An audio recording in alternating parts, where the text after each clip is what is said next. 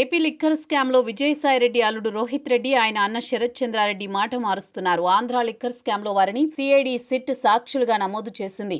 వారు ఇచ్చిన వాంగ్మూలాలను కోర్టుకు సమర్పించింది. అయితే వారు మాత్రం ఇప్పుడు తామిచ్చిన వాంగ్మూలాలను వెనక్కి తీసుకుంటామని కోర్టులో పిటిషన్ వేశారు. తాము చెప్పని మాటల్ని సిఐడి నమోదు చేసుకుందని, అందుకే తమ సాక్ష్యాలు వెనక్కి తీసుకుంటామని వారు వాదిస్తున్నారు.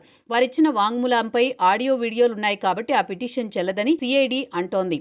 వాంగ్మూలాలు ఇచ్చిన చాలా కాలం తర్వాత కోర్టులో పిటిషన్లు వేయడం, తాము చెప్పనివి రాసుకున్నారని వాదించడం, అసలు వారేం చెప్పారన్న ఆసక్తి వ్యక్తమవుతోంది.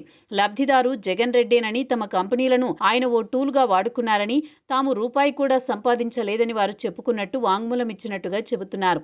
అందుకే ఇప్పుడు వారిపై ఒత్తిడి పెరగడంతో వెనక్కి తీసుకుంటామని పిటిషన్ వేసినట్టు చెబుతున్నారు. లిక్కర్ స్కామ్ లో విజయసాయిరెడ్డి కీలక పాత్ర పోషించారు. అదాన్ డిస్టిలరీస్ కంపెనీ శరత్ చంద్రారెడ్డి, రోహిత్ రెడ్డేనని గతంలో వివరాలు బయటకొచ్చాయి. అయితే అది కేసిరెడ్డి నడిపించారని, తాను తన అల్లుల వద్ద కోట్ల రుణం ఇప్పించారని విజయసాయి చెప్పుకుంటున్నారు. అది రుణమో లంచమో పోలీసులు తెలుస్తారు. ఇదే అంశంపై వారిచ్చిన వాంగ్మూలాన్ని సిట్ నమోదు చేసింది. ఇది జరిగి చాలా కాలమైంది. అయితే ఇప్పుడు హఠాత్తుగా వాంగ్మూలం వెనక్కి తీసుకుంటామని కోర్టులో పిటిషన్ వేశారు. విశాఖలో ఎన్నో భూదందాల్లో రోహిత్ రెడ్డి పేరుంది. బీచ్ ను నాశనం చేశారని ఆయనపై, ఆయన భార్యపై కేసులు నమోదయ్యాయి. ఇక శరత్ చంద్రారెడ్డి ఢిల్లీ లిక్కర్ కేసులో జైలుకెళ్లి అప్రూవర్ గా మారి బెయిల్ తెచ్చుకున్నారు. ఏపీలో వైసీపీ ఉన్న సమయంలో వారు చాలా ఆస్తులు అక్రమంగా పొందారన్న ఆరోపణలున్నాయి.